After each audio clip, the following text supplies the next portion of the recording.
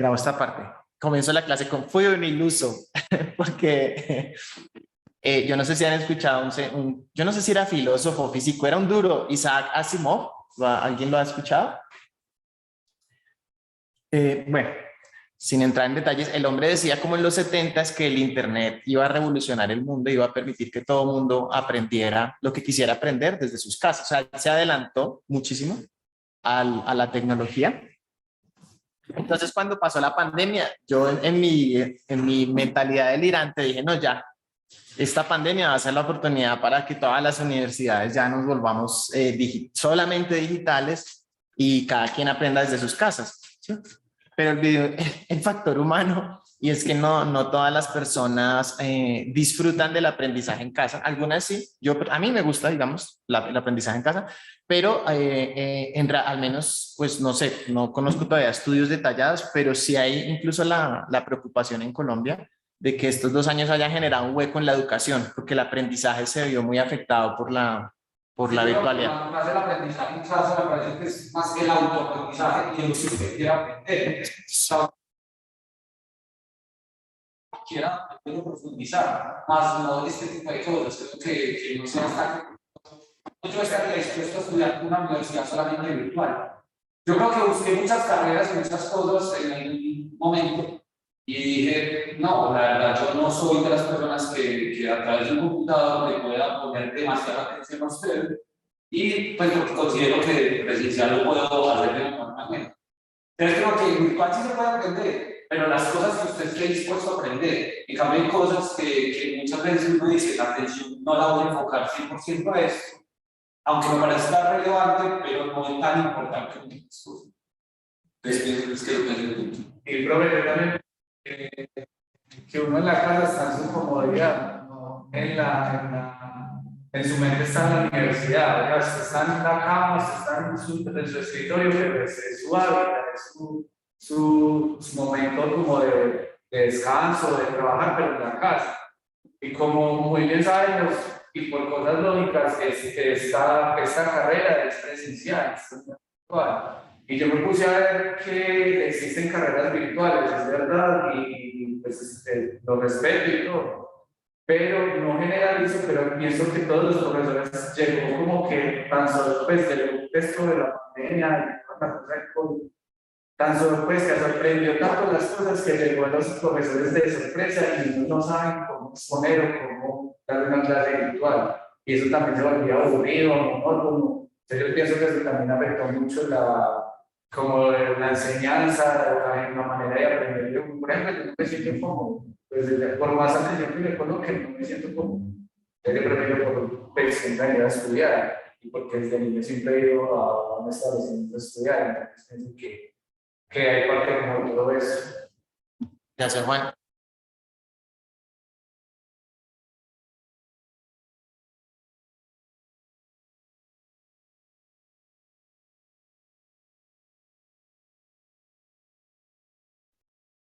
Profe, se fue el audio.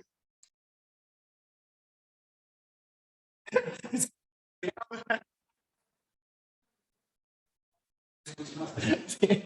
Chicos, justamente estábamos mencionando las dificultades del aprendizaje, o sea, sí, las características del aprendizaje virtual. Entonces mencionaban Juan y Esteban que si bien habría carreras en las que se puede, digamos, aprender virtualmente, la publicidad la perciben más como una carrera presencial. Yo te iba a preguntar, Juan, sino que no sé si no te incomoda al responder, si quieres venir acá. ¿Por qué, Juan, tú asumes que la carrera de publicidad es presencial? No estoy diciendo que lo sea o no, sino como inquietud. Y además, fíjense, porque hoy vamos a hablar de un tema muy digital. Entonces, creo que se presta para hablar de esta situación. ¿Por qué tú asumes que, o sea, tú decías que es obvio que la publicidad es una carrera? Ah, no, yo lo digo desde el ámbito de la Universidad Católica de Manizales. Espérate, ¿ahí escuchan, chicos virtuales, a Juan? Sí. Sí, profe. Si quieres que... Yo lo digo es más por lo que la universidad ofrece. O sea, nosotros aquí entramos, es diciendo que nosotros aquí entramos es pagando una carrera presencial. No estoy diciendo que publicidad en todas las carreras ni en todas las ciudades tenga que ser virtual o presencial. Lo que nosotros pagamos es para verla presencial. Ya. Y pienso también que por ser una carrera que tiene cosas técnicas como teóricas, también se tienen que ver siquiera las técnicas presencialmente, como manejo de softwares, como las cosas que nosotros manejamos como Photoshop, Illustrator, en fin. Entonces pienso que eso se tiene que manejar presencial y más que todo, por ejemplo, acá hacen una odisea y la odisea obviamente tiene que ser presencial, pues para mí. Entonces todas esas cosas como que se mezclan y ya uno dice, bueno, no, es que esta carrera sí debe ser así. Entonces por eso Gracias, Juan. Chicos, y no, tampoco para que, no quiero que sientan pues que estoy aquí en la cantaleta de mamá, de, ay, si ve, ustedes no vienen, no. Creo que ¿sí? María Elena, Ay, sí, es que quería decir algo. dale, dale. De que estoy de acuerdo, pero también en desacuerdo, porque a mí sí me ha gustado trabajar ya virtualmente por mi trabajo, pero también creo que sí es bueno tener comunicación directa hacia las personas, porque virtualmente a veces se llega como que la comunicación no es la correcta. Gracias, María Elena. ¿En qué trabajas? Cuéntanos un poquito. También marketing digital, ¿Estás sea, dedicada totalmente al marketing digital? sí, a estrategias en redes sociales. O sea que tú el artículo de hoy te cae como anillo al dedo. Sí. Súper. Gracias, María Elena. Escuchamos también a María Paula y ya ahorita retomamos lo que han dicho todos para retroalimentar. María Paula. Profe, pues digamos, no es mi caso, pero varios compañeros me han contado que, digamos, hay muchos profesores que, pues no, obviamente no es para ti, pero digamos en otros semestres como que les frustra mucho que no puedan ir, pero como que también siento yo que es como un poco desconsiderado obligar a las personas como a estar presencialmente, digamos, sé muchos casos de niñas y de niños que simplemente los papás ahora ya no cuentan con la misma estabilidad económica que contaban, digamos, los semestres anteriores, porque tal vez en medio de la pandemia perdieron los trabajos y cosas así, entonces no tienen para el transporte, no tienen cómo pues solventar como las idas y las venidas todos los días de manera presencial.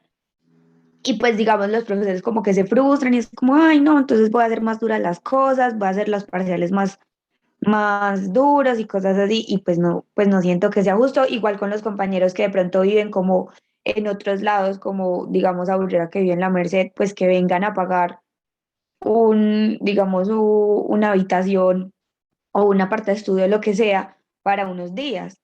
Cuando pues digamos, yo siento que hay veces o que sea todo presencial, pues que digamos en el momento no es posible, o que sea todo virtual, pero no como esas cosas pues que de pronto hay unos días que hay gente que en serio no puede. Pero pues lo que dice la compañera es muy cierto. Porque bueno, presente. es que es para que Que pues, lo que dice la compañera es muy cierto y yo también tengo compañeros así como de ese caso, pero también tengo compañeros de que, o sea, solamente por la pereza de no venir, se quedan en la casa por la clase virtual y sé que están acostados y no están ejerciendo pues, o no están sentados en el escritorio.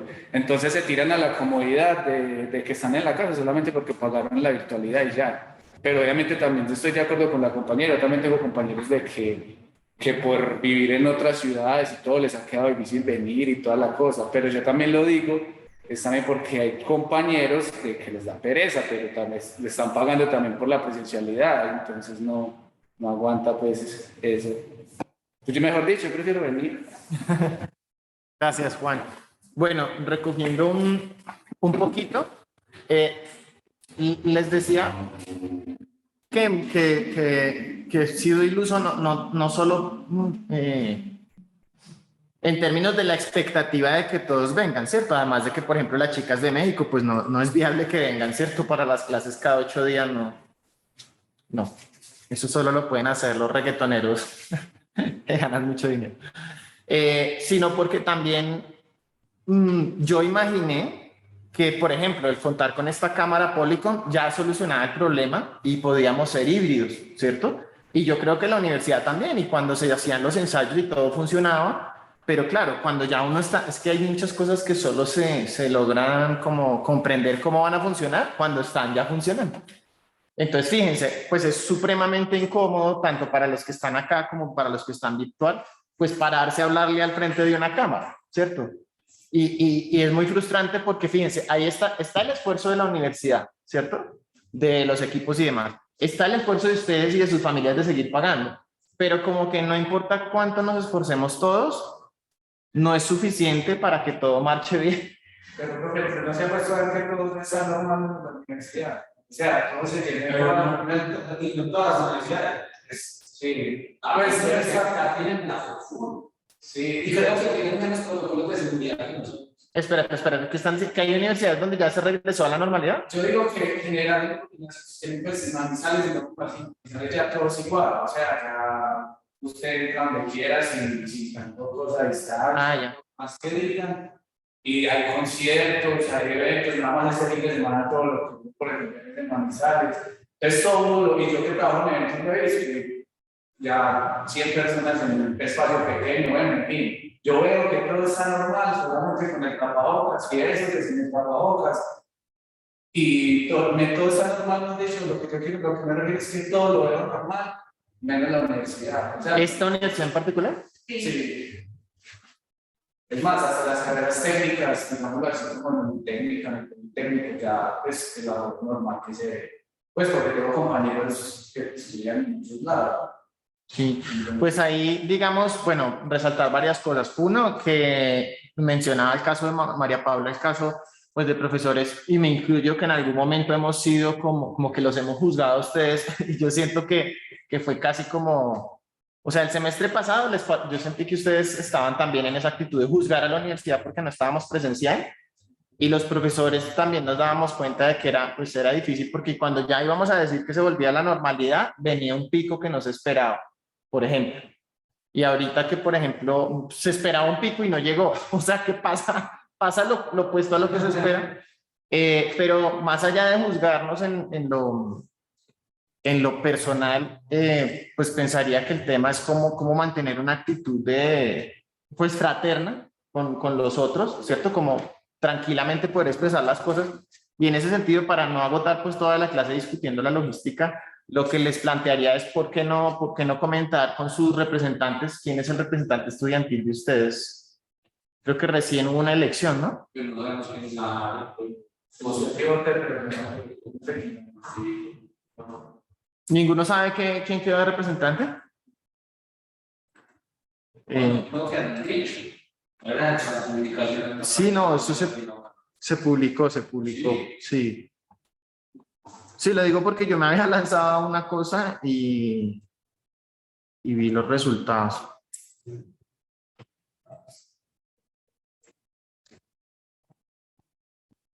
Déjenme, hagamos una cosa. Bueno, dentro de 8 días es Odisea, ¿sí? Dentro de 8 días vamos a estar todos, pues, o un buen número. Incluso entiendo que a las chicas de México se les podría abrir la posibilidad de participar virtual.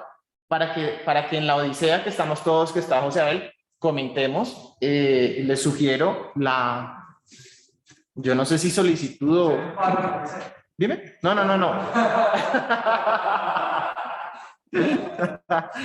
No, comentar al menos hacer la pregunta de por qué no regresar a la presencialidad. Yo personalmente no me había, de hecho no lo veía viable, pues no sé si sea viable, pero no sé, plantear la posibilidad. Yo creo que no se va a pasar lo mismo, porque mucha gente que vivía acá en Manizales y que ha venido a las clases dijeron que van a estar virtual.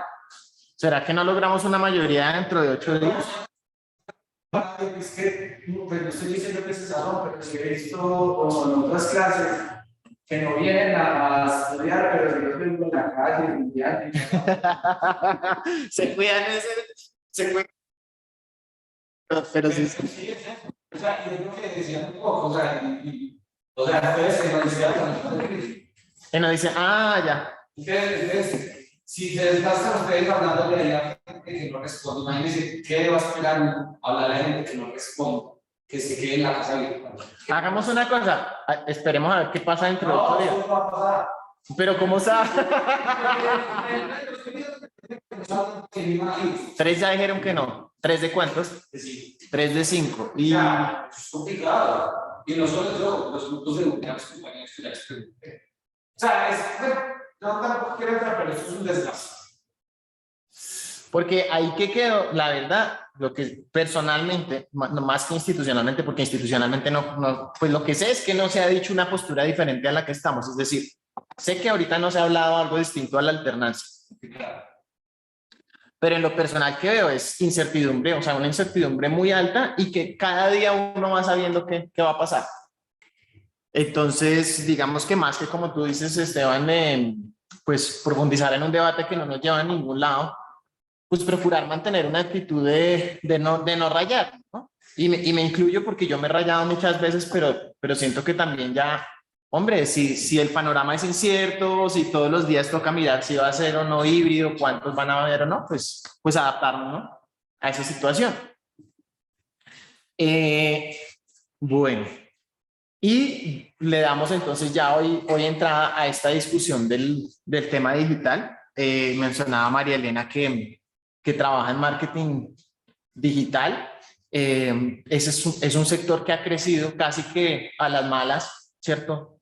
Uno ve marcas que uno no se imaginaba haciendo domicilio, no sé, la panadería de la esquina, mandando los huevos con la arepa, abriendo sus páginas, incluso cosas muy interesantes en Manizales, yo no sé si en México, pero en Manizales emprendimientos de personas que tenían, no sé, ¿cómo se dice? Como su granja, digamos, con vegetales y montan la página durante la pandemia y son de los sectores que más ha crecido. Bueno, en su momento, ¿no? El año pasado, porque ahorita como estamos volviendo a la normalidad, puede que el panorama cambie, pero sí hubo un aumento de marcas. Yo no sé si en Manizales le dicen el Lichigo, ¿no? La tienda de barrio que vende vegetales, incursionando en páginas web, etcétera, y que se suma pues a una tendencia ya mucho más global. Es decir, aquí en Colombia todavía no hemos llegado a los niveles de digitalización que existen en otros países, ¿cierto? Aquí, por ejemplo, todavía usamos moneda, billete, disminuyó el uso pues durante la pandemia, pero no hemos llegado a niveles países como Suecia, Noruega, Finlandia. Prácticamente todo es digital en cuanto a las transacciones. Bueno, entonces este texto que vamos a mirar de hoy, sin quitarle pues el tema a las compañeras, pero lo tomé, créanme que cuando uno busca materiales para que les sirvan a ustedes, pues no es fácil y muchas veces lo que uno ve que puede servir está en inglés. Pero una cosa que me parece muy interesante del material de Harvard es que en Harvard tiene un perfil, sí, ideal, y es que ya se ha logrado que los profesores estén investigando en un área, sí, en este caso el marketing digital, y lo que investigan, los experimentos que hacen, los aplican en la enseñanza en el aula, ¿cierto? Nosotros aquí hasta ahora estamos pues desarrollando esa capacidad, entonces mientras crece más nuestra capacidad de nosotros mismos generar investigación. Me explico, yo les estoy contando el caso de los vegetales, pero todavía no lo he investigado, o sea, no hemos llegado a ese nivel de que estamos investigando y estamos transmitiendo el conocimiento. Mientras tanto, sirve tener estos referentes. Si bien, pues ustedes saben que lo digital cambia muy rápido, ¿cierto? Entonces uno no puede hablar de lo digital simplemente, bueno, vamos a hablar de Twitter o de Instagram, sino de redes sociales en general y ya veremos qué va saliendo. TikTok no existía, creo, hace 2, 3 años y fíjense, hoy es tendencia, no sabemos qué va a salir mañana, pero independiente de esos cambios, sí hay como unos principios generales, es decir, la idea de personalizar la publicidad es útil y tiene sus desafíos, independiente de si lo haces con Facebook, con Instagram, con cualquiera sea la red social. Entonces sentimos que sí, es un tema que sigue siendo vigente y que va a tener vigencia, yo diría, de aquí pues todo el siglo XXI, ¿no? Probablemente, vamos a ver, a menos que haya un colapso de los sistemas tecnológicos y volvamos a estar sin tecnología, no sé, pero aquí estoy especulando. Entonces, bueno, vamos a escuchar a las chicas, a Julie y a María Elena, ¿verdad? ¿Sí es María Elena? Sí, profe. Además, qué chévere, María Elena. Bueno, ustedes que nosotros hablamos de la exposición en la tutoría la semana pasada, no sabía que trabajabas en marketing digital, pero qué chévere que lograste esa feliz coincidencia de poder hacer una exposición en clase de lo que estás haciendo en la práctica. Entonces, para que te sientas en total confianza, María Elena, tú considerarás si al final en la opinión de contrastar esto que vamos a discutir con la experiencia que tú vives a diario. O incluso creo que, David, tú trabajas con Guillermo Ciro también en marketing digital, ¿no? En todo lo que son esports.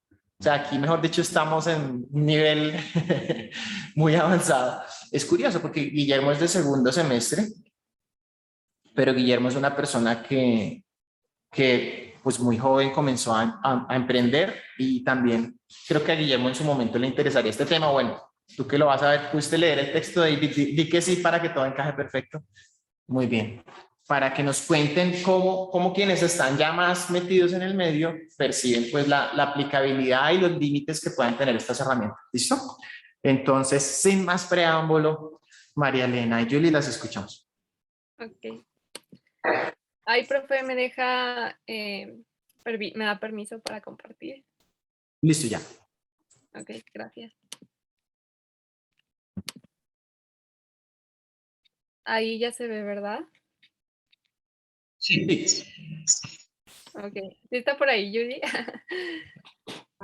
Sí, sí. Ok. ¿Sí nos escuchamos bien allá?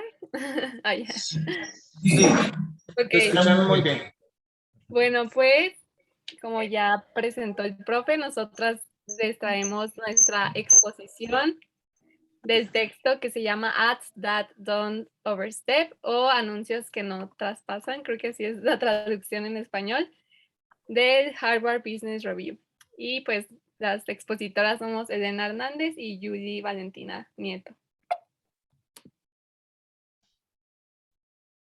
Bueno, vamos a hablar un poco como de lo que trata el artículo. Entonces, básicamente ahí nos hablan de cómo asegurarse de no llevar como la personalización demasiado lejos. Entonces, el artículo nos habla de cómo la recopilación de los datos es tan importante pues para los mercadólogos y para los publicistas, y cómo las marcas también pueden obtener información sobre los consumidores para dirigirse como con esos anuncios personalizados. Julie, qué pena. Hola. Sí, dime. Es que se escucha como un ruido de fondo. ¿Ya? Ya, ahí ya. Entonces, bueno, básicamente el artículo pues nos cuenta cómo la recopilación de datos es tan importante para tanto los mercadólogos como los publicistas, y también cómo las marcas pues pueden como obtener esa información sobre los consumidores para irse pues con anuncios personalizados. Y también nos hablan cómo la recopilación pues de datos, que es por medio de cookies, los clics, cada vez que tú ingresas a una página web, eh, y cómo esa información pues se puede volver como también invasiva y sobrepasar los límites.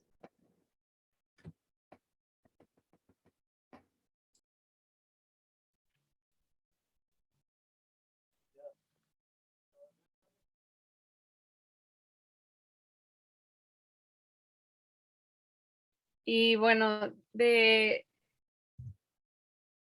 después de la personalización entra lo que es ahora el dilema digital. Los especialistas en marketing necesitan entender cuándo los anuncios personalizados serán aceptados o serán una molestia. Y entonces los científicos se han dado a la tarea de investigar pues este dilema, ya que pues las empresas están haciendo uso de tu información. Entonces es aquí cuando entra el dilema de si las redes son buenas, si no lo son, si los anuncios que nos llegan día con día a nuestras redes son como buenos para el usuario o no lo son. Y es lo que trata este artículo. Y también nos ponían como un ejemplo del caso Target, que básicamente pues el Target hizo como una estrategia de promociones que la hacen mucho también en Amazon, mencionaban ahí, que era basada como en esos datos de consumo de los compradores. Entonces, lo que hizo Target era que enviaban cupones para productos relacionados con maternidad, pero entonces a la misma hora de cómo hacer esa selección, a la hora de enviar esos cupones, también se lo enviaron a personas que pues, bueno, en ese caso pues a un joven como adolescente, y eso pues genera indignación también para las personas, porque pues ahí uno se pregunta, bueno, pero pues cómo tienen ese acceso a mi información y tras de eso, cómo me llega hasta mi casa cupones o promociones sobre algo de maternidad si yo ni siquiera pues como que tuve un contacto directo para acceder a eso o para que me llegara ese tipo de cupones a mi casa. Entonces ahí hablan como entre esa polémica de también cómo se abusan frente a los datos y pues no se tiene como esa buena segmentación y también pues esa inconformidad e indignación que le genera a las personas este tipo de sucesos.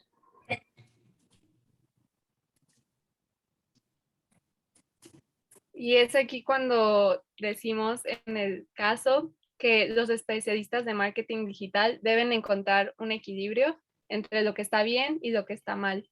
Como les platicó ya Judy en el caso, pues el papá se indignó porque no sabía que su hija estaba embarazada.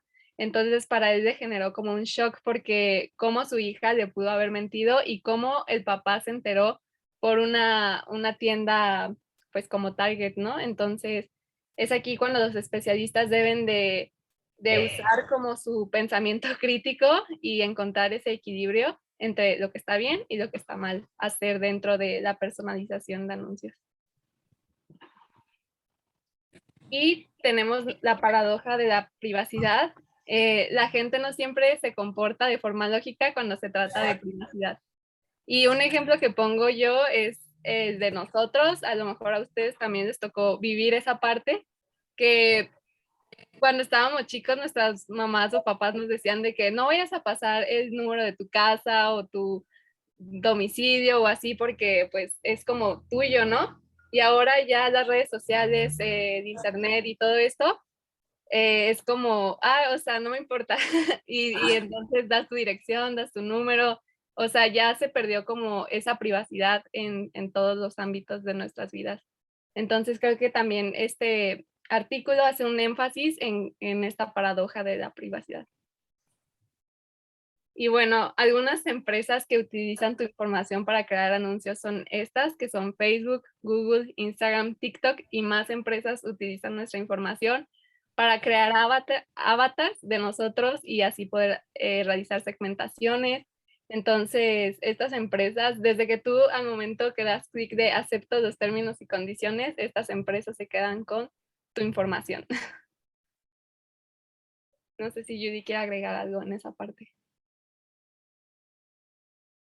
Sí, pues básicamente también algo que se recarga mucho en el artículo es como esa paradoja entre qué tanto las otras marcas o a la final simplemente aceptar cookies o aceptar o dar clic a una página web, pues tienen como ese acceso a la información para que las marcas pues puedan manejar eso y a la final darte anuncios o todo lo relacionado con base a ese tipo de información. Bueno, en este punto nos hablan también como de unas sugerencias, planteando como esa paradoja entre la problemática. Entonces, en el artículo hacen como una sugerencia frente a la gente que pues es especialista en marketing digital y en publicidad, que buscan también maximizar como ese potencial de los anuncios, porque a la final pues para las marcas y para nosotros que trabajamos en este medio, pues también eso trae como muchos beneficios, porque a la final con ese tipo de información, pues tú sabes también cómo abarcar al consumidor o sus gustos. Entonces, a raíz de eso, pues ellos hacen como este tipo de sugerencias, que es mantenerse también alejado como de la información confidencial. Mencionaban que a la gente usualmente cuando es información como de sexo, como datos muy personales sobre salud, finanzas, eran temas bastante como sensibles y las personas no se sentían cómodas con este tipo de información. Entonces ellos sugieren eso, que a la final también es importante como mantenerse alejado de la información confidencial y revisar muy bien, por ejemplo, a la hora de tú aceptar cookies o aceptar cierto tipo de información pues personal. Otro punto también es comprometerse con al menos una cantidad mínima de transparencia, utilizar los datos también con prudencia, justificar su recopilación de datos, precisamente de dónde sacan esa información. Y como última sugerencia es probar primero pues la recopilación de los datos tradicionales.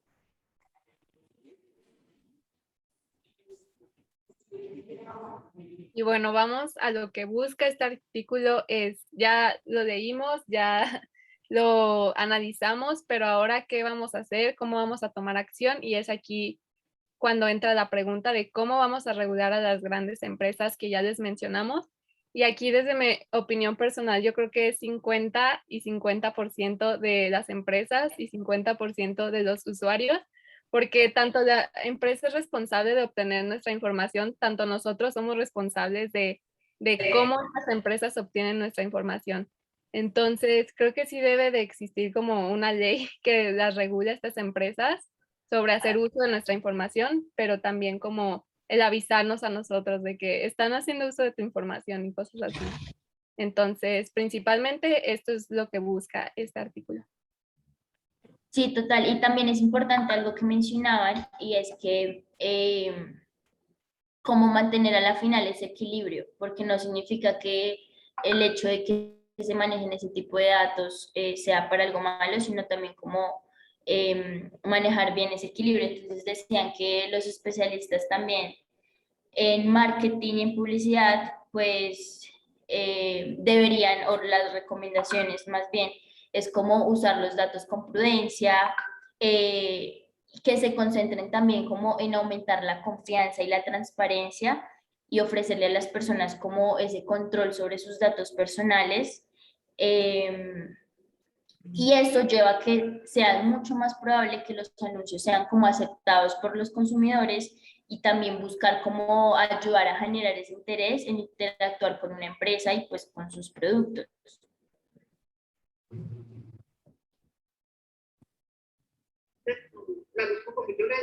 Listo. Y ya que hablamos sobre el reto de sucesión mitigante, que básicamente son como los tres factores que son la confianza, el control y la justificación, que se pueden aumentar las ventajas de los anuncios dirigidos tanto a los especialistas en marketing como también para los consumidores. Entonces, por ejemplo, en confianza hablaban mucho sobre un icono que es el ad choice, que es un símbolo como azul que indica que el anuncio como que sí, como cuando aparece ese icono, lo que indica es que el anunciante, o sea, uno puede como mirar y ser consciente de que si acepta esas cookies o si acepta esa información, pues van a utilizar tu información, tus datos personales. Entonces esa es la finalidad, como la final también generar confianza con el consumidor para que no sienta, para que también sienta como que tiene también ese dominio a la hora de sus datos personales. Y otro punto también es el control. Este es un aspecto fundamental, pero también con muchas preocupaciones sobre la privacidad, es la pérdida del control. No sé si hace poco escucharon una noticia de Facebook, bueno, que hace poco se cayó, Facebook y Instagram y WhatsApp y todas esas redes, y estaba ahí la especulación de que era porque se estaba metiendo como en muchos problemas Facebook porque unos que trabajaban ahí hicieron como una denuncia pública de que Facebook estaba utilizando la información de niños y que los niños los veían como tipo un consumidor nuevo que necesitan para que sigan consumiendo Facebook. Pero la forma en que trataron a los niños fue como una forma denigrante, por así decirlo. Entonces, cuando se pierde este control es cuando empieza el retroceso mitigante.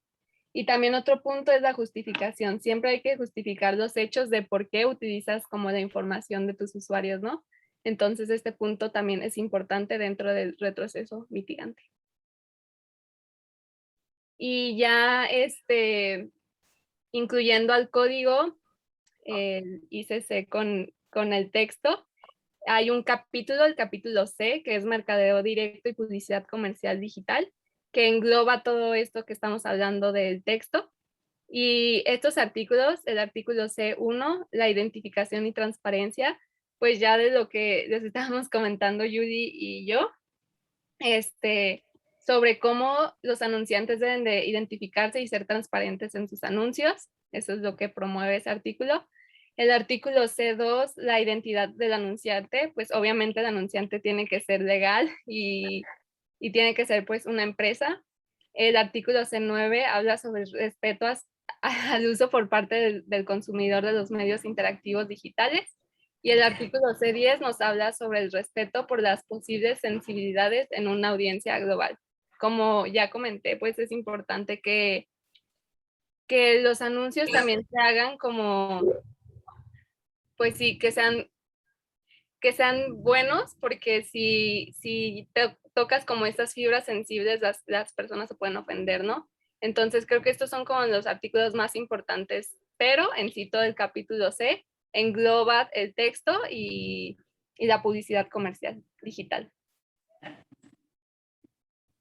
Y algunos objetivos del desarrollo sostenible que se relacionan más o menos con el texto son el objetivo 12 y el objetivo 16.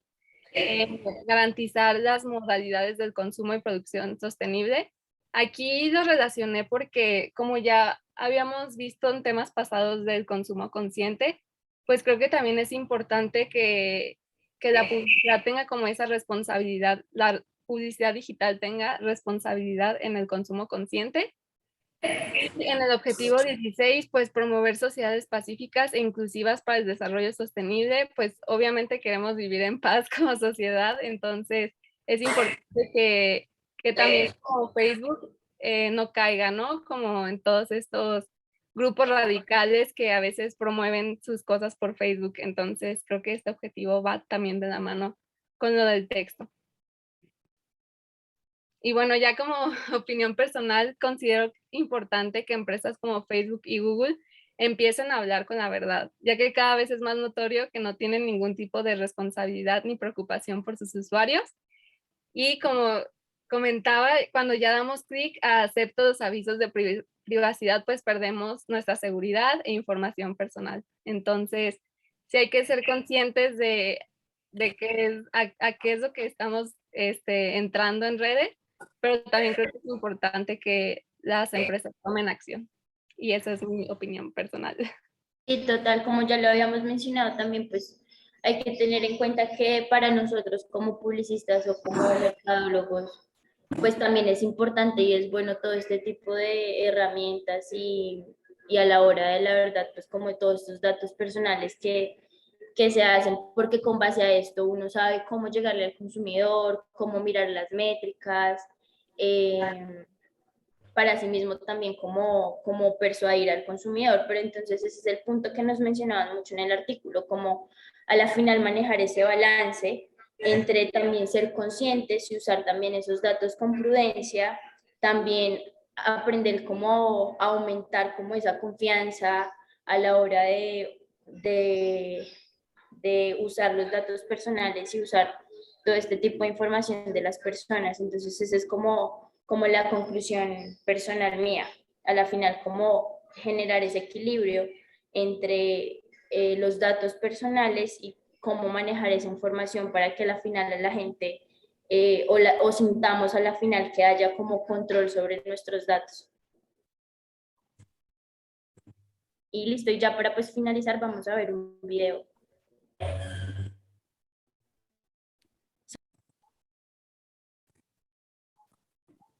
Y ya es todo por nuestra presentación.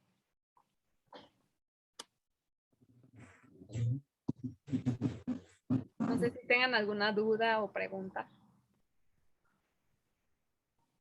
Chicas, bueno, no, primero que todo, un aplauso. Muchas gracias por su trabajo. Ay, ya, ahora sí. ¿Me escuchan bien los virtuales? Sí, profe. Uy, denme un segundo que tengo esto acá un poco enrollado.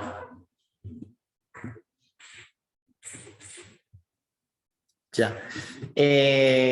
No, felicitaciones, chicas. Antes de hacer comentarios, no sé si en el grupo tengan alguna pregunta o comentario frente a la... Yo también iba a intentando comentar que esa película, película, documental, lo que sea, de Liliana en las redes sociales habla mucho de lo que estaban hablando ahí. Ajá. Como bien muestran incluso cómo muestran a una persona y dice, vamos a lanzar esto, vamos a lanzar esto, vamos a lanzar esto. A partir de lo que ya, pues de eso, a partir de las búsquedas, de las, pues que llevan lo que... O sea, me parece que eso podría comunicar de alguna manera. Sí. Bueno, para los que no lo han visto. Sí, exacto. Yo creo que eso ayudaría mucho saber quiénes no se han visto el documental El dilema de las redes sociales.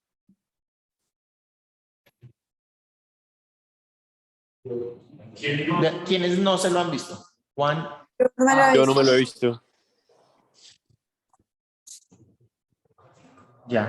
Bueno, porque nosotros pues cuando hablamos en la tutoría con María Elena y con Julie, pensábamos que, claro, ese documental casi que es tal cual, o sea, encaja perfecto con el tema, pero asumimos bueno, no erradamente, no tan erradamente, asumimos que la mayoría lo ha visto y efectivamente la mayoría lo ha visto, o sea, hay como, no sé, un 30-40% que no lo ha visto.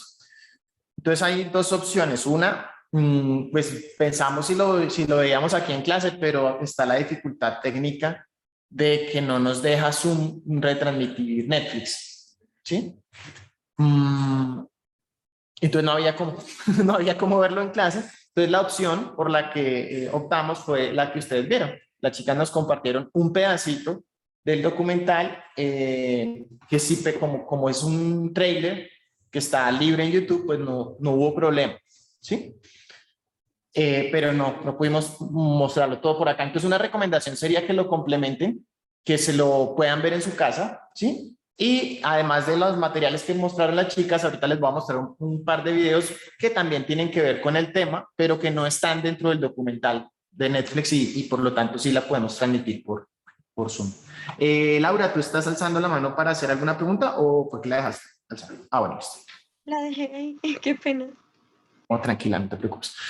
Bueno, listo. Entonces, felicitar a las chicas primero porque lo mismo, fueron muy previsivas con el tiempo, especialmente en esta semana que teníamos la pausa jueves y viernes, entonces fue necesario anticipar bastante para que pudieran haber tenido la tutoría y pues creo que eso ayudó bastante. Yo no sé si les pregunté en la tutoría, chicas, ¿leyeron el texto en inglés? ¿O cómo lo manejaron? Yo lo leí en inglés y ya después sí lo leí en español porque me quedaban algunas dudas de mi traducción. Muy bien. ¿Y Julie? Sí, algunas partes las leí en inglés y en español, pero también busqué pues el texto en español. Ya, muy bien. Gracias, chicas. Ayuda mucho. ¿Qué pasa con este campo? Que está muchísimo más desarrollado en Estados Unidos. Ahora, pues, bueno, Corea del Sur también está punteando mucho. Por lo tanto, quienes quieran estar más al día en los desarrollos de marketing digital, pues necesitan sí o sí saber inglés para no tener que esperar a que el conocimiento se traduzca, ¿sí? Si bien, pues, cosa paradójica, las agencias más duras en marketing digital en Colombia, una de ellas es Sí Señor, de Manuela Villegas, que yo la he mencionado en esta clase en algunas ocasiones, justamente se forman de la mano de Google, ¿sí? Un rol, venga, les comento muy por encima, esos roles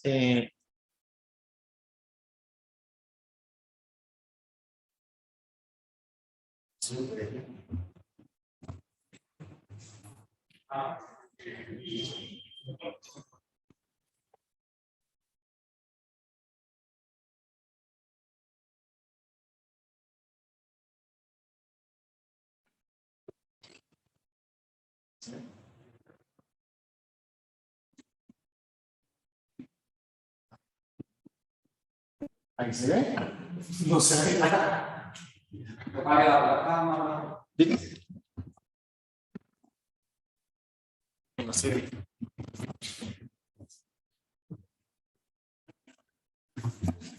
No logro hacer que se vea.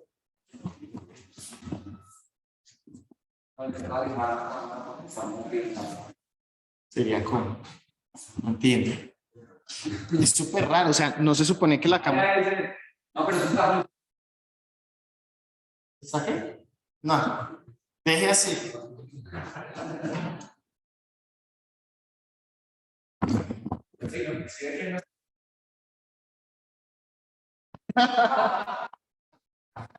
Deje así. Esperen, les comparto. Claro, o sea, algo tan básico como escribir en el tablero se vuelve complejo. ¿Están viendo en mi pantalla? No. Ahora sí. Growth hacker. No sé si han escuchado ese término. Growth hacker. ¿Alguien sabe qué significa growth? ¿No? Growth viene del verbo crecer, grow, que es crecer, y entonces es un rol, digamos, que de alguna manera se lo inventa Google, y es la persona especializada en que una marca crezca en cuanto al alcance de las publicaciones que se tienen en el ámbito digital, sea cualquiera de la red social, y crezca en afiliaciones, en inscritos, digamos, o seguidores, pero a la final que se conviertan en clientes, o sea, que finalmente genere compra. ¿Sí? Entonces, las agencias duras en publicidad normalmente tienen, como es el caso de Sí Señor, una persona, que es Manuela Villegas, que se forma en esos cursos. Son cursos que ofrece Google. Muchos de ellos son gratuitos, pero ahí está la trampita de Google sí es gratuito, pero el que se quiera certificar sí debe pagar. O sea, Google normalmente siempre detrás de sus servicios tiene un modelo de negocio, algo que sí le genera la ganancia. Y en este caso cobra pues por las certificaciones. Las personas que se certifican en esto, digamos, tienen una cantidad de conocimiento técnico. Yo no sé aquí quiénes han tenido la experiencia de tratar de posicionar una marca propia o que han trabajado con alguna marca. Es un aprendizaje muy berraco porque todos los días está cambiando. Entonces, lo que usted aprendió una semana para hacer un procedimiento, por ejemplo, para hacer publicidad, para generar contenido patrocinado, hoy se hace de una manera, dentro de 8 días se puede hacer de otra manera. Entonces es demasiado demandante, ¿sí? Y las personas certificadas en esos cursos son muy pocas, ¿sí? Casi nadie aguanta. Entonces normalmente en estas agencias, tanto en el caso de Manuela Villegas, ella a la cabeza tiene el conocimiento y la gente que vincula viene pues de allá. Pero bueno, antes de entrar en algunos detalles con estos campos pues del crecimiento en redes sociales, terminar de señalar los comentarios a la exposición. Les preguntaba justamente, ya me acuerdo porque hice la conexión con Growth Hacker, les preguntaba si lo leyeron en español o en inglés, porque aquellos de ustedes que estén interesados en volverse muy fuertes en lo digital, necesariamente tienen que aprender inglés, ¿sí? Porque o si no, se vuelven muy dependientes de que lo que sepan esté desactualizado, ¿sí? Y sirve, o sea, así como va a seguir sirviendo la radio mucho tiempo, no va a serlo de vanguardia, ¿sí? No va a serlo de vanguardia. Si ustedes se proyectan para tener un perfil que lo puedan contratar en cualquier empresa, digamos, del mundo, pues sí necesitan el inglés. Entonces, qué bien, chicas, por ese esfuerzo de la lectura en inglés. Me pareció que organizaron muy bien la exposición, de acuerdo también pues, con las sugerencias. Al principio, cuando María Elena presentó el título, ¿no? Anuncios que no traspasen, les iba a preguntar que no traspasen qué, pero lo fueron dejando claro, ¿no? Que no se excedan, que no se excedan en cuanto a abusar o violar el ámbito de la confidencialidad de la persona, buscar, como lo dijeron varias veces, pues un equilibrio que permite tanto sacar el beneficio pues de la información que de todas maneras las marcas lo necesitan, pero hasta cierto punto, ¿sí?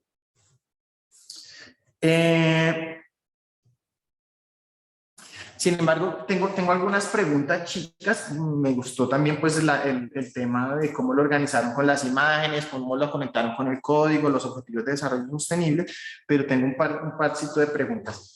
La primera es, comencemos por el caso de Target, ¿sí? Si nos pudieran contar un poco más, bueno, ustedes dicen, el problema es que, bueno, primero, ¿era un adolescente o una adolescente? ¿Quién fue la persona afectada por ese caso de Target? La adolescente. Era una joven. Una chica. Ajá. Listo. ¿Y qué fue lo que pasó con esa chica? Porque ustedes mencionan, bueno, que le enviaron unos cupones y que eso generó indignación, pero cuéntenos un poco, pongámonos en la situación. ¿Qué fue lo que pasó? O sea, ¿cuál fue el problema de fondo con esa situación? Bueno, pues que Target se metió en un problema de relaciones públicas porque a la hora de que le llegó el cupón a su casa, pues él dijo como no, pues aquí no hay nadie embarazada, pero la que estaba embarazada era su hija. Entonces él como que fue a hacer un desmadre ahí a Target, o sea, como que les dijo de por qué les llegaba esas promociones y su hija no estaba embarazada, pero resultó que sí estaba embarazada su hija por la segmentación que hicieron los de Target. Eso, o sea, el cupón, o sea, pónganse en la situación, están en su casa y yo creo que es más fácil entenderlo si son mujeres, ¿cierto? Pero los hombres, imaginemos que fuéramos mujeres, que pudiéramos parir, ¿sí? Entonces, llega un cupón y lo recibe el papá, ¿no? Y el cupón que decía, ¿cuál era la publicidad del cupón?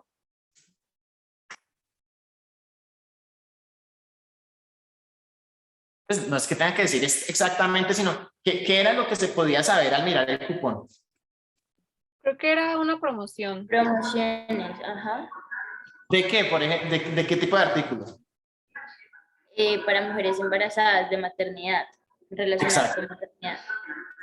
Exacto, entonces pongámonos en esa situación, al papá le llega un cupón de, qué sé yo, de descuento en pañales, ¿sí? Entonces, ¿qué sucedería? Sofía, ¿qué sucedería si a tu casa llega un cupón de descuento de pañales? ¿Qué crees que podría pasar? Pues, por ejemplo, en mi casa, que todas somos mujeres, seríamos como, bueno, ¿y cuál es la embarazo?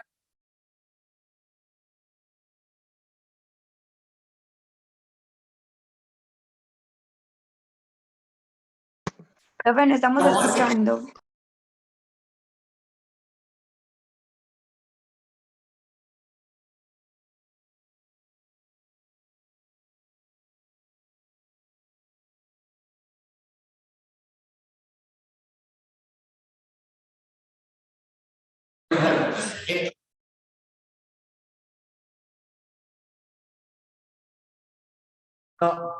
No escuchan No, nada. no, si no escucha cuando usted está de frente, o sea, como todo lo que era de no se escucha nada. Es que no sé cómo ponerlo. ¿Ahí me escuchan? Sí, profe, yo te escucho. No. Yo les voy contando lo que cuentan los de acá. Cuenta Sofía que en su casa hay 5 mujeres, pero digamos, si llegara un cupón de descuento de pañales, lo que se presumiría es, bueno, ¿cuál de las 3 que pueden quedar embarazadas están embarazadas? Pero les decía que me metía a propósito en la intimidad del caso de Sofía, porque tal cual fue lo que sucedió. Es decir, una marca, o sea, genera una publicidad tan invasiva que, o sea, se los pregunto de otra manera, ¿cómo pudo la marca haber identificado que en esa casa vivía una mujer que probablemente estaba embarazada? ¿Qué fue lo que hizo la marca antes de eso? Algún tipo de búsqueda, pues por algún, sí, o sea, puede ser búsqueda, la muchacha encargó algo, porque sus datos en una parte o eso, y la marca supuso que ella estaba embarazada. Exacto. Ayúdenos a complementar ahí un poquito, chicas, y lo mezclo con otra pregunta. Ustedes decían que el botón Ads, esperen a ver si yo lo... Exacto. Ustedes decía Yuri, el botón Ads, ADS o de Ads de anuncios, el botón, si yo le doy clic, de alguna manera, según les entendí, si yo le doy clic al botón, estoy diciendo, sí, cojan mi información, ¿sí? ¿Eso fue lo que ustedes interpretaron? No. Así que Cuéntame. lo vuelvo a explicar. Bueno, cuando a nosotros nos sale una publicidad, aparece ya el icono de que, bueno, en inglés sí aparece de que ads, pero en español sí te aparece anuncio. Entonces, cuando tú le das clic al anuncio, ahí ya te aparece una pregunta de ¿por qué estoy viendo este anuncio? Y entonces cuando tú le das clic al ¿por qué estoy viendo este anuncio? Ya te aparece como estás viendo este anuncio porque estás en una segmentación de tal edad, con tales cualidades, de tal sexo, y es ahí cuando ya te das cuenta de la personalización del anuncio. Ojo, no, pero miren dónde, no, ahí hay una confusión. Porque mira, tú lo tienes claro, María Elena. Se nota que trabajas en eso, ¿cierto? O sea, cuando cualquiera de ustedes en su celular entra a Facebook, ¿cierto? Y le sale una publicidad, ya esa publicidad es un efecto de algo que la marca ya hizo. ¿Sí me explico? Es decir, el botón no te está diciendo, ¿nos dejas usar tu información? No, le está diciendo, mira, ya, esto te está saliendo porque ya usamos tu información. ¿Sí me explico? ¿Sí? Es claro, bueno, ¿por qué? Lo digo porque tú mencionabas, Julie, tú mencionabas, si uno le da clic, van a utilizar tu información. No, ya la utilizaron. ¿Sí? En este momento todos sus celulares, excepto quienes tengan iPhone, donde están ubicados por las tiendas que pasan, todo queda registrado. Y eso es lo que vende Google, ¿cierto? Y Google está unido ya con Facebook. No, esperen, ¿cómo es? Es que están aglutinados diferente. Google está unido con YouTube, ¿cierto? Facebook está unido con WhatsApp, por ejemplo. ¿Sí? Pero ambas así tienen un modelo de negocio similar. Es decir, a ti no te cobran por usar o a mí no me cobran por usar Facebook, pero cuando yo acepto los términos estoy diciendo que permito que registren por dónde camino, ¿cierto? A qué horas. ¿Sí? No han llegado hasta donde sé al registro de cuando uno paga una cuenta, registrar cuánto pagó, etcétera, ¿sí? Pero sí que estuvo en X tienda. Es decir, que esta chica ya le habían hecho un seguimiento, ¿sí? Pero no solo le hacen un seguimiento, sino que sin decirle nada, o sea, a ella ni siquiera le mostraron el botón. Ni siquiera tuvo la oportunidad de decir, mira, te estamos enviando. No, ¡pum! Le enviaron la publicidad a la casa. O sea, como decimos en Colombia, se le metieron al rancho. ¿Sí? Bueno. Chum, chum, chum.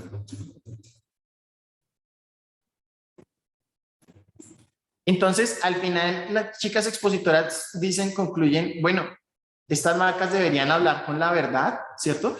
Pero solo complemento un poquito, es decir la verdad, pero decirla además en el momento apropiado, ¿cierto? Porque no es solo que llegue no sé, el mensajero con el cupón, buenas, vengo de tal marca, lo que pasa es que le hicimos un seguimiento a su hija, o sea, él estará diciendo la verdad, ¿sí? ¿Sí me entienden? No es solo decir la verdad, sino tener tacto, ¿sí? ¿Por qué? Además, aquí quiero señalar algo. No es solo porque esté mal, que lo está, sino porque no es sostenible. Ustedes lo conectaron muy bien con el objetivo de desarrollo sostenible.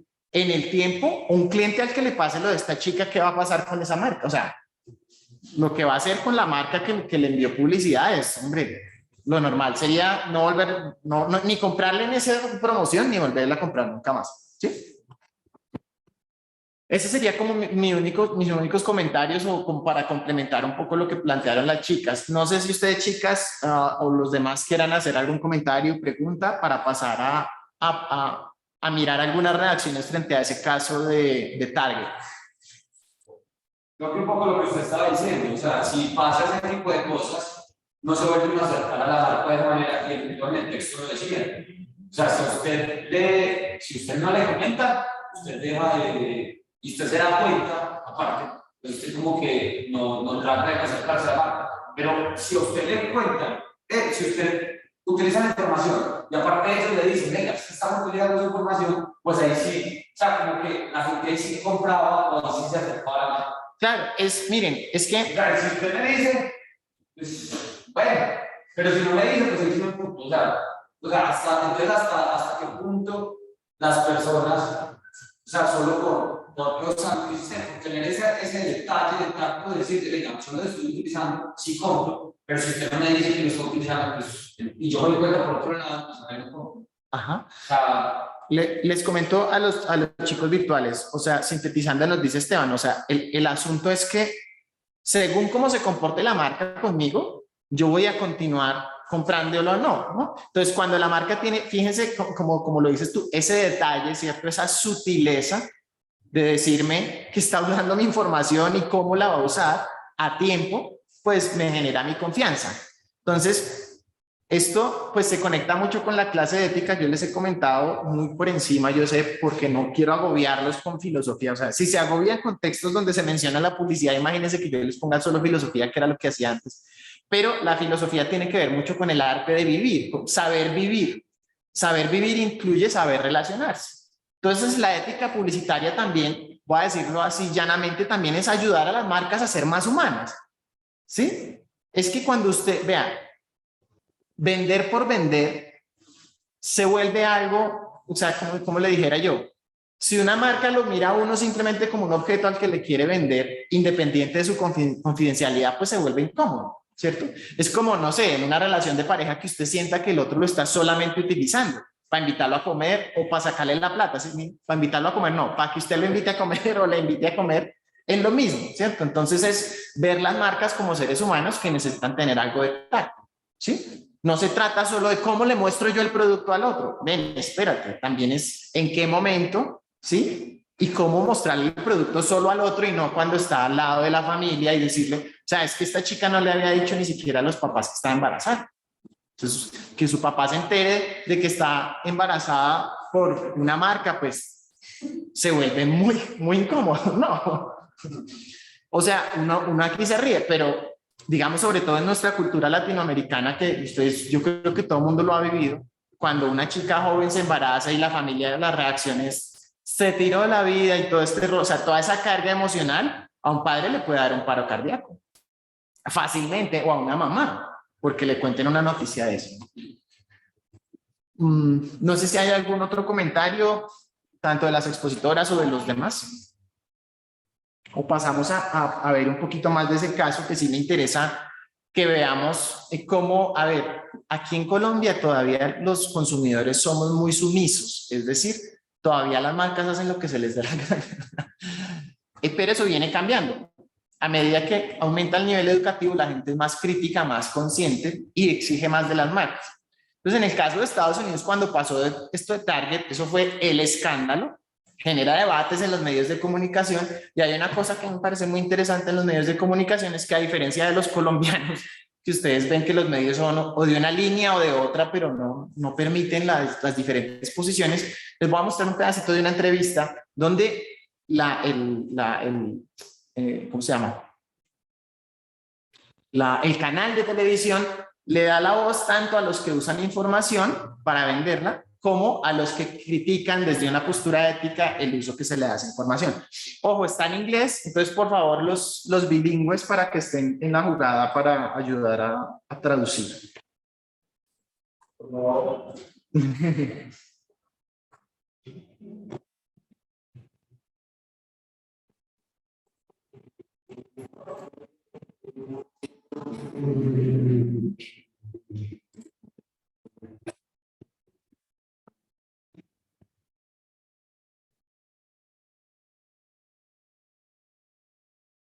Claro que no sé por qué no me reproduce el audio.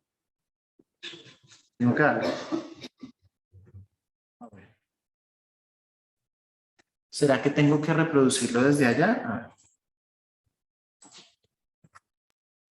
Tracking your every move, well.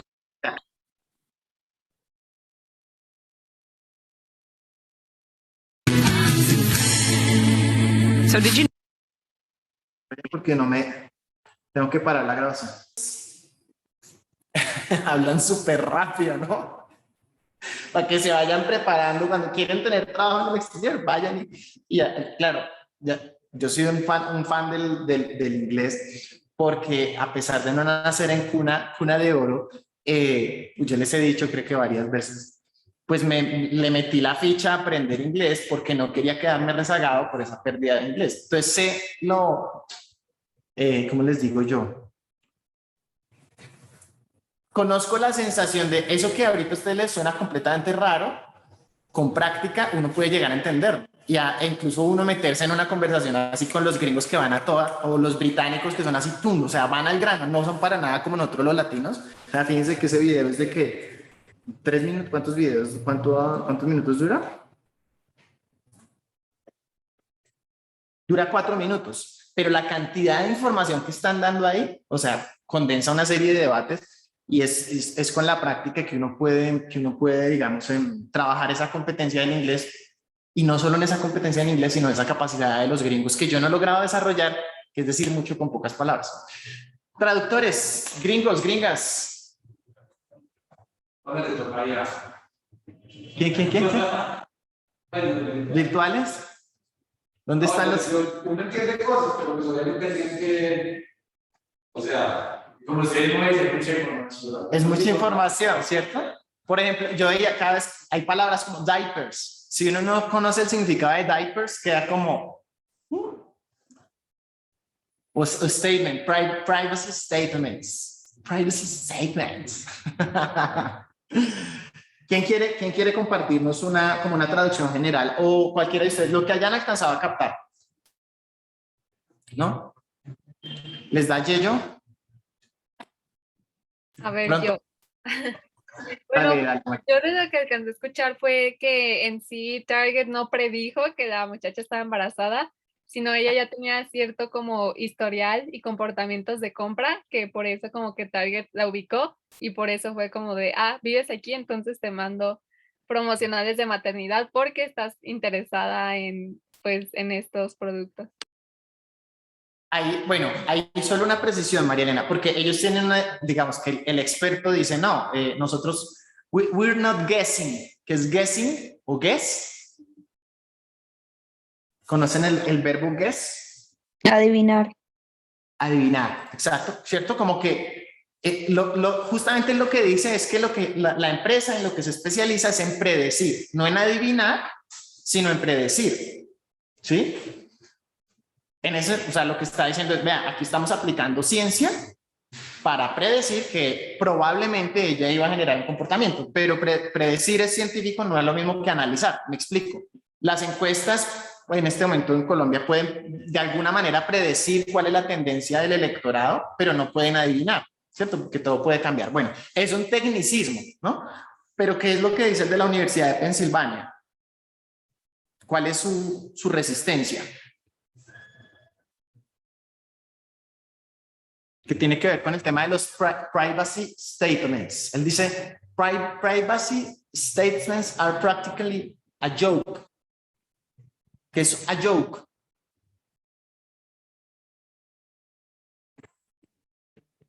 Joke.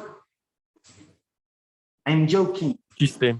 Un chiste. Chiste, ¿no? O sea, lo que dices son un chiste las declaraciones de privacidad, ¿cierto? Porque realmente no garantizan que, listo, ustedes pueden predecir, pero pueden predecir lo que va a pasar, mi comportamiento, pero decirme qué van a hacer con esa predicción, ¿sí? Ya después ustedes ven que el experto de Analytics, no sé qué, que son muchas empresas que además de Google y estas pues trabajan con datos, va a decir algo más y la periodista es como, bueno, espérate, ya le dice, el asunto es hasta dónde deben ir con esta práctica. Ojo, también para que no se sienta aquí que simplemente les quiero plantear una cara de la moneda, de todas maneras él también defiende algunas aplicaciones de esas predicciones. ¿Qué sectores de aplicación menciona él en los que pueden ser útiles estos manejos de datos? Profesor, fue la parte que precisamente no entendí, porque entonces él habla que estos datos también como que sirven para predecir como cosas malas, pues robo, ladrones, cosas que quieren hacer, personas que quieren hacer el mal con estas informaciones. Entonces, no entendí la parte en la que mencionaban como unas carticas, que yo uso unas carticas, es que no entiendo eso de las cards, mencionan unas cards. Ah, ya, el tema de los bonos. A ver, es que hay como dos cosas. Una, escuchémoslo otra vez. Vamos entonces con esas clarificaciones, vamos a hacer un Kahoot y en los últimos minutos sí me gustaría que hiciéramos un ejercicio aquí, en dos grupos acá y en parejas virtualmente, en el que ustedes se pongan a pensar en, bueno, cuáles serían las alternativas a este manejo de la información, sobre todo en un caso que se está dando ahora y es, empresas como Apple ya decidieron que quienes compren su celular iPhone no van a ellos no les pueden hacer seguimiento del manejo de la información, no sé si me explico. iPhone está protegiendo la confidencialidad de los datos de quienes tienen iPhone, ¿sí? Entonces lo que está pasando es que para perseguir, digamos, para saber qué quieren las personas que usan iPhone, ya no puede ser como hacen con todos los demás mortales, que es a través de Facebook, Google, etcétera, etcétera. Entonces lo que quiero es que ustedes ahorita piensen qué estrategias se pueden definir frente a las personas que no usan, perdón, que usan iPhone. Pero antes de eso, entremos al Kahoot. Profe, pero por ejemplo, en los celulares iPhone igual aparecen las cookies. Por ejemplo, cuando tú ingresas a Safari, de hecho te aparece cuando tú descargas esta aplicación, es como permitir rastrear, tú puedes decir si sí o no. ¿Tú tienes iPhone? Sí.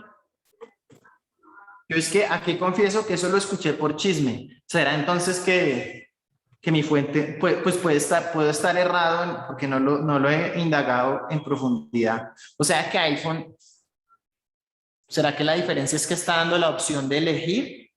No sé. Pues es que igual la privacidad de iPhone siempre ha sido como mayor a la de Android, pero pues igual mucha gente descarga igual Google porque necesitan el Gmail, porque necesitan pues aplicaciones de Google y Google independientemente de que sea iPhone va a actuar con las funciones de él. Entonces en el Maps le va a hacer la misma que sea en Android.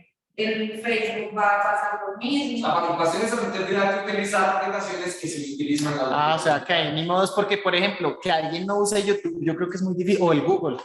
Pues Google puede, entiendo, Julie, Safari tiene las mismas funciones de Google. Pero Safari bloquea varias páginas que Google no. O sea, casi que incluso, ya no depende incluso del celular, sino que son aplicaciones tan usadas que no hay nada que hacer. Ya. Porque la privacidad de o sea, yo quiero decir que, no sé, tienes un cambio extremo. O sea, que sería algo como lo que le pasó a Huawei, tiene muchos celulares de Huawei que no tienen nada de Google. Sí. Por el problema que tuvieron. Es como si Apple tuviera que crear sus propias aplicaciones para que la gente buscara sus cosas y no utilizarlas, pues. No, y que las ha creado, pero bueno, es que eso ya, ahí vamos a lo que saben hacer muy bien los gringos y nosotros tenemos que aprender a hacer mejor. Necesitamos esa investigación, ¿cierto? Investigar el uso de los usuarios, valga de la redundancia de Apple, de iPhone, que tanto usan Google o no. Porque sí, si usan mucho Google, que es lo más, pues especulo, sería una hipótesis, es probable que usan mucho Google. La Facebook y Facebook también. No. Es que, y que van a ver en el documental del dilema de las redes sociales, es que pues es muy difícil parar el crecimiento de una empresa como Google o Facebook, porque bueno, está la alternativa, por ejemplo, de WhatsApp, está Telegram, pero realmente yo personalmente uso WhatsApp, Google, o sea, a mí toda la información, porque uso mucho esas herramientas. Vengan, entremos al Kahoot y ya seguimos pensando. Gracias, Julie, por ayudarme a tumbar mi imaginario. Sí, no, ya les iba a montar. Pero es que me dio curiosidad porque yo dije, pero ¿cómo así? O sea, ¿será que ya lo tienen para todo? Porque a mí me aparece, es como, ¿deseas rastrear la app o no? O sea, tú descargas una aplicación y tú tienes la opción de si aceptas que te rastreen o no. Al momento de instalarla, bueno, eso es algo al menos diferente, es un intento de privacidad. Entremos al Kahoot y ya ahorita entonces hablamos de otra cosa.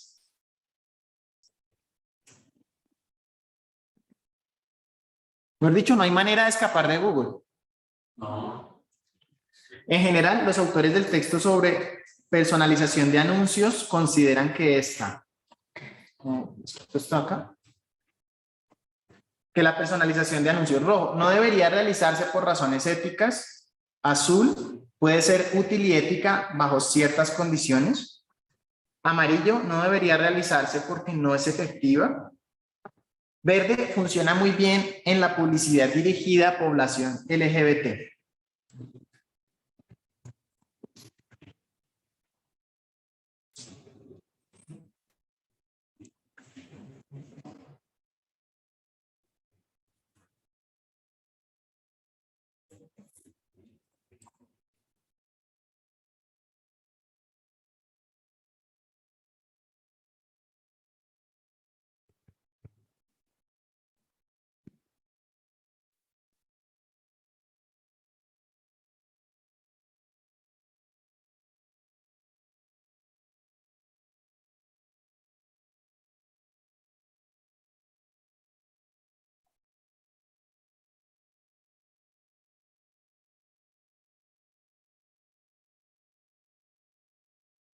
Oigan, súper. Creo que nunca había pasado que estuviera completamente.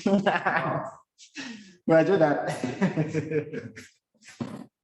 Pues es que ustedes dirán, ay, pues qué bobada, profe. Pero es que es muy útil eso, que se den cuenta que no, que ética no es blanco y negro, como venir aquí a decir, es malo que usen datos. No, sino es en qué condiciones. Y me gusta que se hayan dado cuenta de que, por ejemplo, en población LGBT, ahorita vamos a entrar a mirar las particularidades, ¿cierto?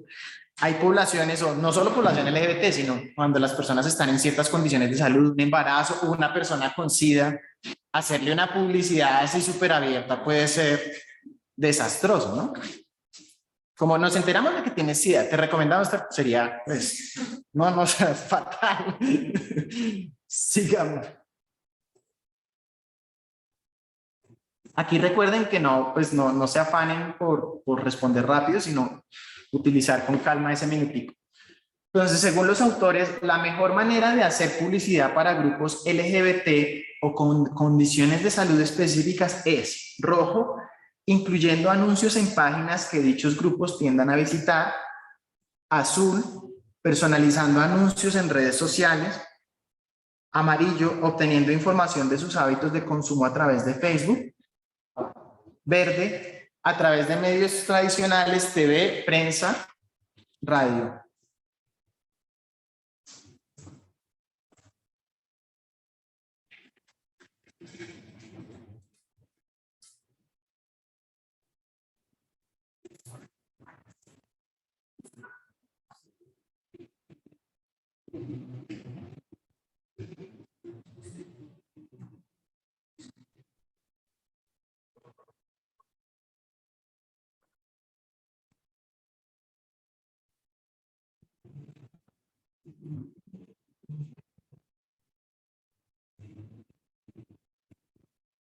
Bueno, analicemos.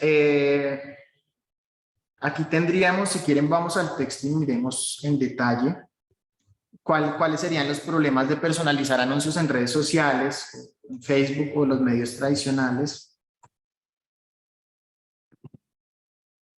Solo que no me acuerdo si lo mencionan aquí de esta manera, como gay. Ay, chicas, las expositoras se acuerdan cómo nombran aquí a estas poblaciones, es que no me acuerdo cómo las nombran.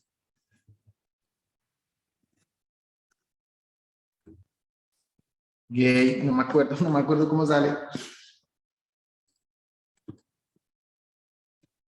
Me corché. Dime. No, que yo tampoco me acuerdo. Me corché a mí mismo, me la puse muy difícil a mí mismo. Profe, tal vez si colocas como enfermedades. Sí.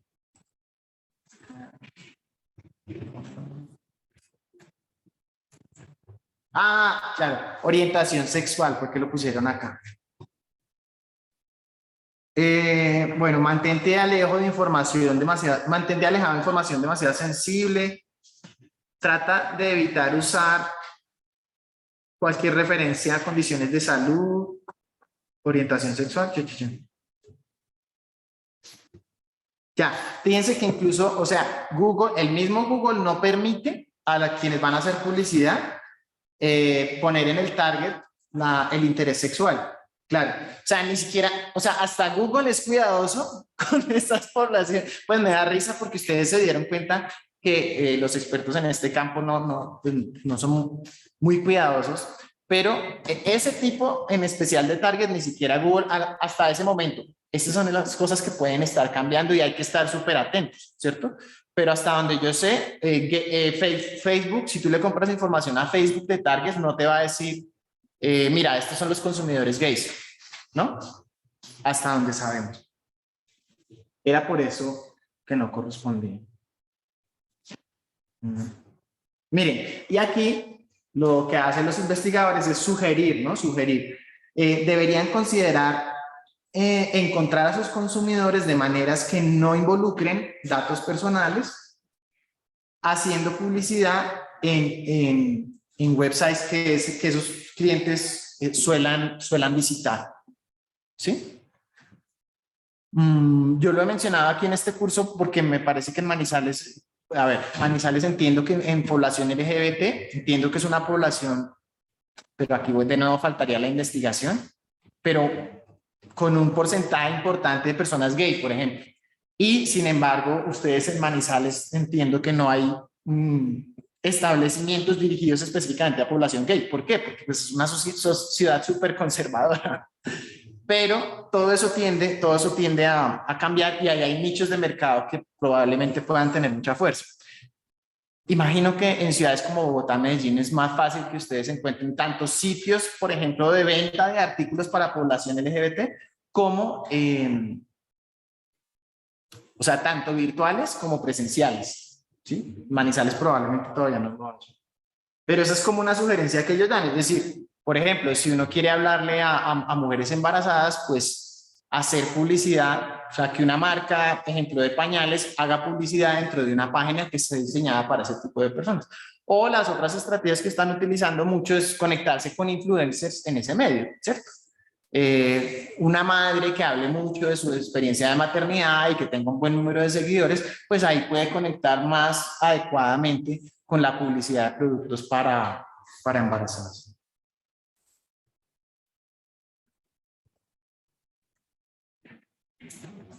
Listo.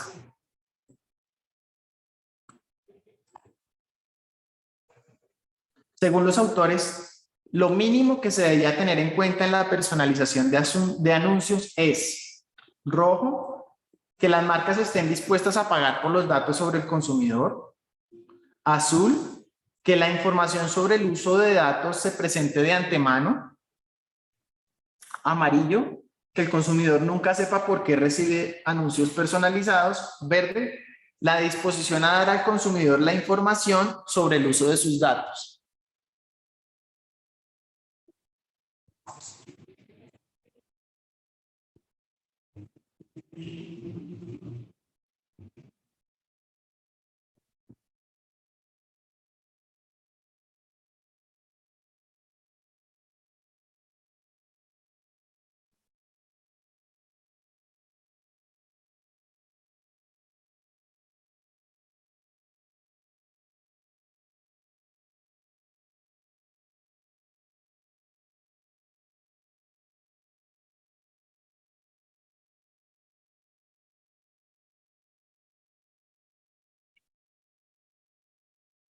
Bueno, aquí comencemos a descartar como las que podrían ser quizás un poco más evidentes, ¿cierto?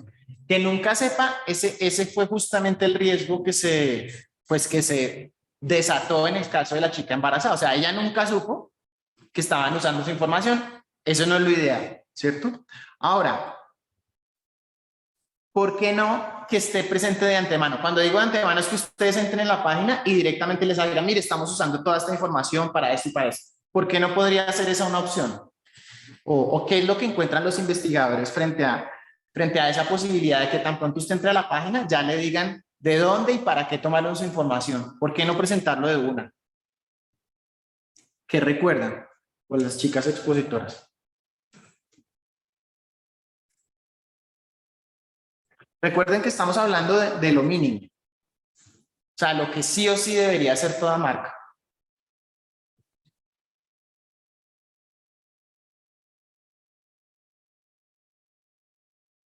Piensen en los estilos de usuario que mencionan en el texto. Sexualmente, pues, Ajá. pero pues lo vería como al yo entrar en una página no significa que esa página sea relevante para lo que yo estoy buscando. Pues como que primero tendría que mirar y saber si voy a consumir de ella y ya luego como ya entraría como el permiso que ellos me están pidiendo. Después de haber consumido, después de que ellos vean que estoy interactuando bien con la página. Ajá. O sea, tú lo piensas en el sentido de que no tiene sentido que te digan de antemano que están usando la información. Ajá. Tú dices que no, que de antemano te digan estamos usando tu información porque hay páginas a las que tú entras que puede que realmente no correspondan con tus intereses.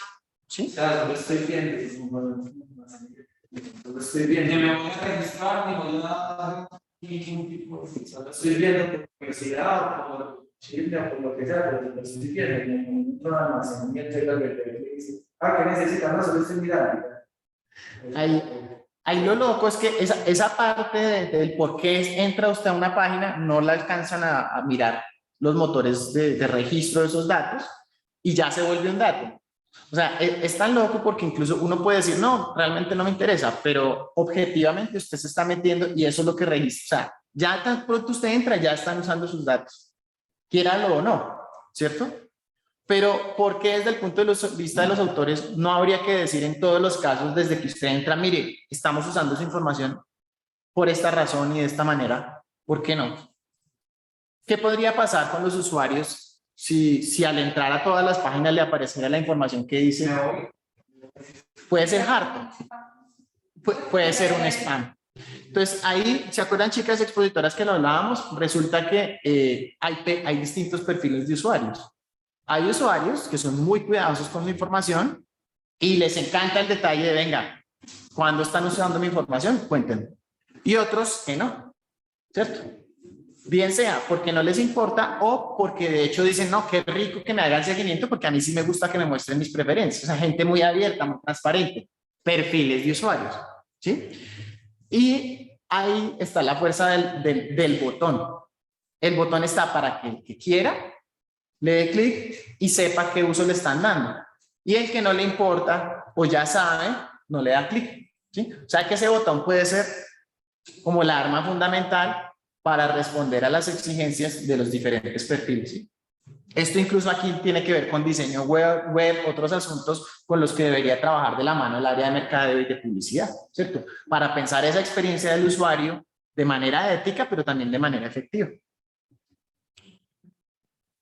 Bueno, eso sería básicamente. No sé si tengan preguntas, quejas o reclamos frente a este tema antes de hacer un comentario breve, ¿no? Chicas expositoras, nuevamente muchas gracias. Ahorita yo me quedo con ustedes. Quiero recordarles solo qué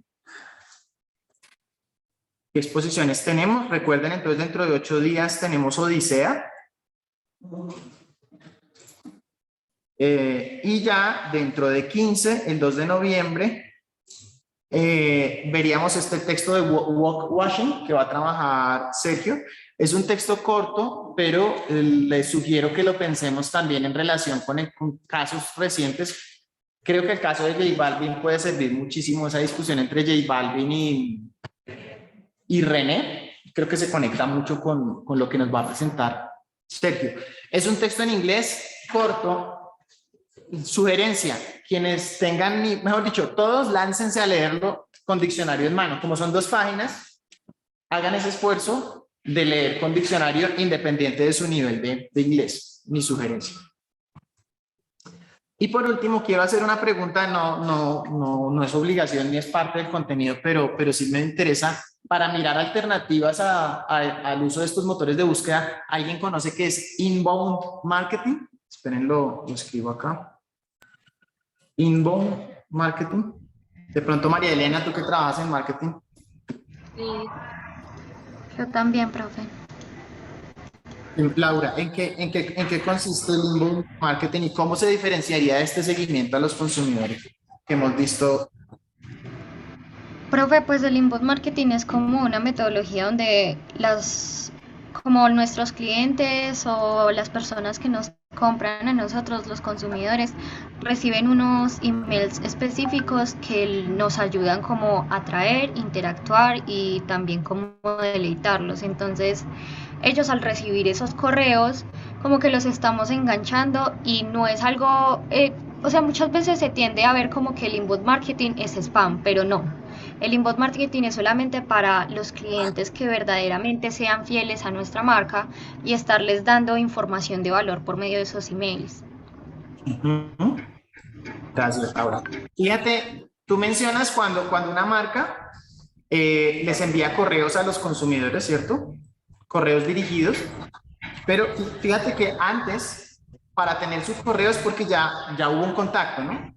Y ese contacto en el inbound marketing es más que la gente buscó a la marca, ¿sí? Que es distinto a lo que estábamos viendo aquí, que es la personalización de anuncios.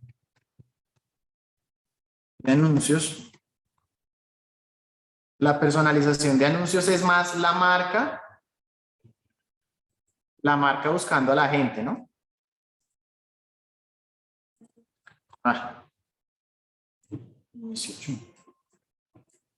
Bueno, la marca buscando a la gente, ¿sí? Para atraerla. Digámoslo, sí, sin profundizarlo, pero no pude evitar pensar en el caso que les he dicho de Matelsa.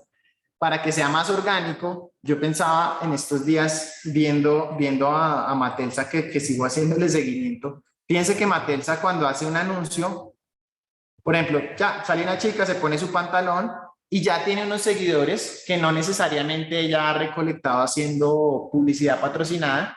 Entiendo que Matelsa no se mueve tanto con la generación de patrocinio, pero ya tiene unos seguidores generados orgánicamente y desde vainas tan simples como venga, de qué color es, dónde lo venden, ya se genera una interacción en la que ese seguidor natural que le está preguntando a la marca, dele más información de su producto sin necesidad de hacer la personalización. Sin embargo, les dejo es como reto, si alguno de ustedes llega a trabajar en Matelsa o en una empresa que no que no busque patrocinio, ayúdenme a averiguar si hay marcas que están teniendo éxito en las ventas sin generar personalización de anuncios y patrocinio. No sé si me explico. Porque una agencia como Sí Señor se va por el lado de no, ahí es que enviarle anuncios a la gente que tiene el perfil que yo busco. Y otros que generan una relación más cercana con la gente, tienen un nicho muy específico, mucho más hippie, por ejemplo, en el caso de Matelsa. Y ahí están, por ejemplo, Matelsa me tiene a mí yo soy un embajador de marca de Matelsa, a mí no me pagan nada, pero soy fan de Matelsa a pesar de lo que nos comentaba María Paula. Pues ya solo les quería comentar eso como por curiosidad. Pero ya les dejo descansar y me quedo con los expositores, las expositoras. María Paula, tú que eres anti-embajadora de Matelsa, ayúdanos a averiguar si ellos utilizan personalización de anuncios y pagan para hacer, ¿cómo se llama? Publicidad. ¿Cómo se llama eso, David? Cuando una marca paga para que sus anuncios ¿cómo se llama? Una pauta publicitaria. Ayúdenme a averiguar si Matelsa paga pauta publicitaria. Yo, profe, no la pasa ahí. Es que son tan herméticos, o sea, como que son tan misteriosos que uno no, ¿cómo hace uno para saber? Ayúdenme si alguien tiene un conocido y no sabe. Es que por eso me parece súper raro. No tienen ni letreros. Son muy raros. Son muy raros. Listo, chicos, me quedo entonces con las expositoras. Muchas gracias a todos por su asistencia. Gracias. Adiós. Gracias. Ah, profe, gracias. Dime. Es de Odisea. O sea, mejor dicho, sí, presencial en Odisea. No, pero entre el 15 también. Que estén muy bien. Oye, se duerma acá y llegamos. Chao. Nos vemos, David. Fíjate.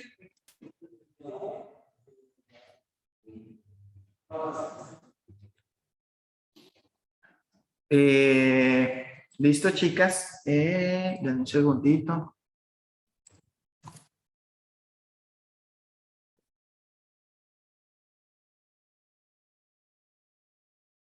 Chicas, no, pues yo las vi muy bien. Solo tuve pues ese par de inquietudes que ya no me acuerdo cuáles son. Espérenme otra vez.